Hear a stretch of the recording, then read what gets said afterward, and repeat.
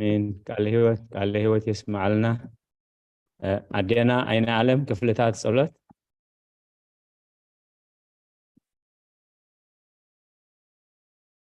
أشخني وإلكم كفلتات صلت إنها أقدم إتقنع فرادي كقوم تدالي الله إتي أب مكجاي زحلف عدمي نخنني نفردن بقع سلوزخنة ببزحي حتأتي الرعدن انقطقتن الله جنك نفسي جينا أمريت تنبر خاوها اللغز تنسحي مخنيات مريت أب مقابر أي ودسون إيو أموت كأ ذكر يلبون أب جهنم سات زمسكون يلبون أمو كاب دقاستكي تسيخي ناب ندحنكي من الساحة أو أملاخي محارني أدحنني نعملكي تماهتاني سبحات لأب ولد منفس قدوس آمين كبرنا أملاخي آمين قال له هو يسمع لنا ممهر سارة موائل سب زي ودع عند زخون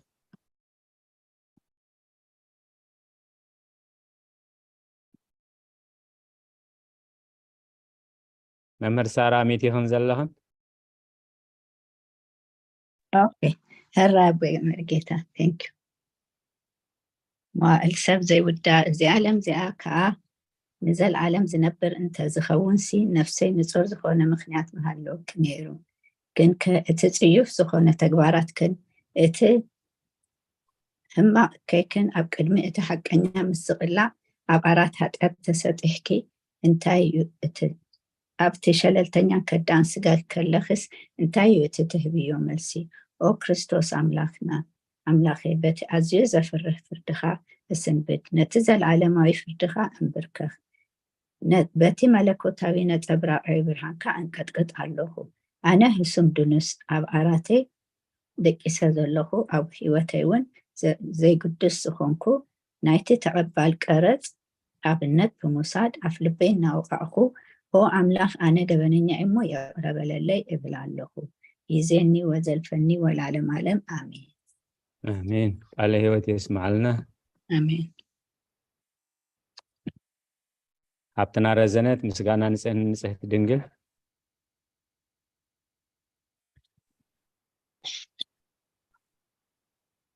ونصهت دنجل ناي بارخي ناب بارخي اتي قلطف صلال رديئت كي زرقعي نتي أب حلناي كم معبل سقامات فوق عصابات كبير حقيو نتا حممت نفسي بخنت النت أزيها الواتات فيه واللومو ناب صلوتن من نقاقحنا بكسيا نياتو نسخي كأديتن محرد اتلم من علي تعدنيخي أدمين جهيوتين نقسين أملاخين بيتا يس كريستوس تسفاي إخي أمين آمين قال له هو يسمع لنا وقويدا بزالي تزيان عمو هابتنا ملو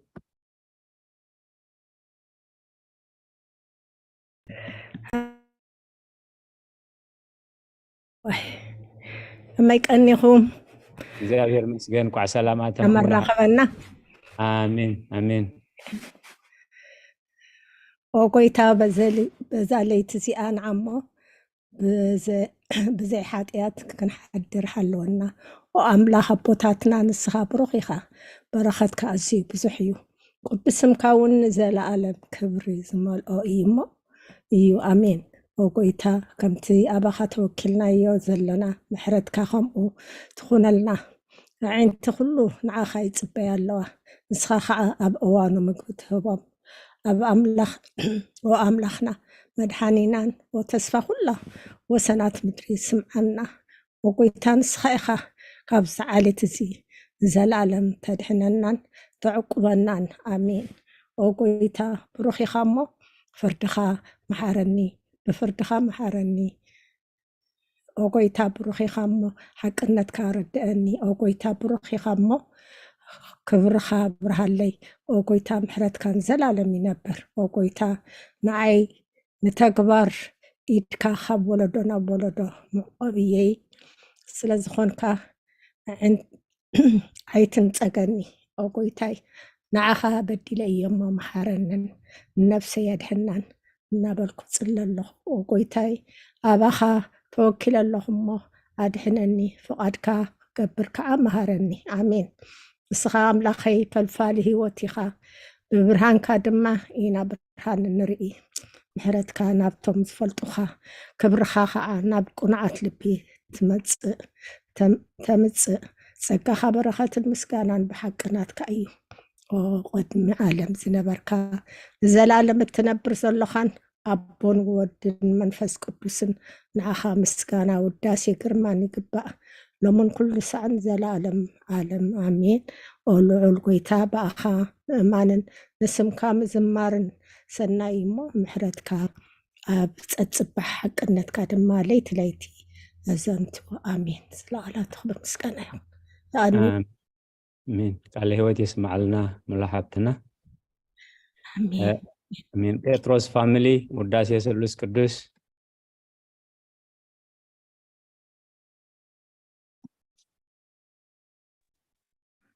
ቃል ህይወት ይስማዓና መምህር ምርጌታ ጴጥሮስ ፋሚሊ ወርክ ኣነ ማለት እዩ ጴጥሮስ ፋሚሊ ኣብ ገዛ ያደላ ሰማይነ هر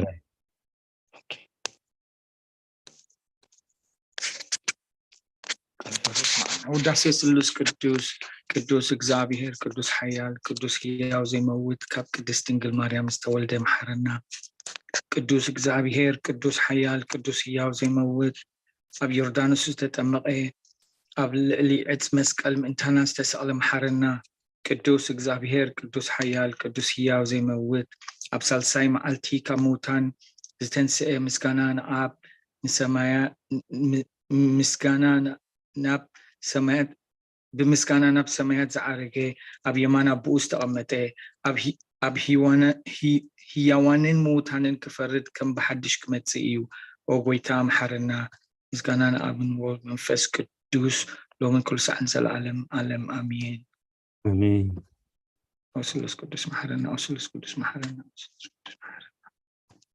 ኦጎይታ ኃጢአትና አደገልና ኦጎይታ በደልና ይጸብፈልና ኦጎይታ አሳና ይቅረበልና ኦጎይታ ንሕማት ብኻብ ሓየሞ ምን ትቅዱስ ስምካልካ ፈውሶም ኦጎይታ ነቶም ዝመቱ አቦታትና ነዴታትና ነሕዋትና ነሓትና ከዓ ነፍሰ ማዕረፍ ኦኻብ ኃጢአት ጽፎምካ ጎይታ መሐረና ኦኻብ ኃጢአት ጽፎምካ ጎይታ ርዳእና ልማናና ከዓ ተቀበለልና ክብርን ምስጋናን بفصل ما عرقن قدسنا نعخاي قبا أمين أقويتا محرنا أقويتا بارخنا أقويتا بوقات برنا مسكانا خمزيلنا خنصلب سماياتنا برابونا سمكاي قدس منقصاتم صراف أركام تعب سمايكم ما أمدريخون نعلات انجرانا لما هبنا نحن نزودنا بدلنكم زحدقنا لهم بدلنا أوسانا ندقلنا وكفا عدحنا برفتنا يتأتولنا منقصن حيلن كبرين نزل علمنات كإما أمين أوزتي مريم بناي قدس جبريل ملاح سلام لك الله لنا غدن قليخي سجاخون دنقلي خاد جابير طوات كويتا سراوي سلام لك الله السغي كوان السبرتي غي فركر سقوم رقم تسقى جابير مساقي وفست اليسوال كعاد يدنا سريلنا نفت ودخي يسوس كريستوس منتانا محرت لمن لنا امين على هوت يسمع لنا مسقانا نقدس دنقل حبتنا تمنيت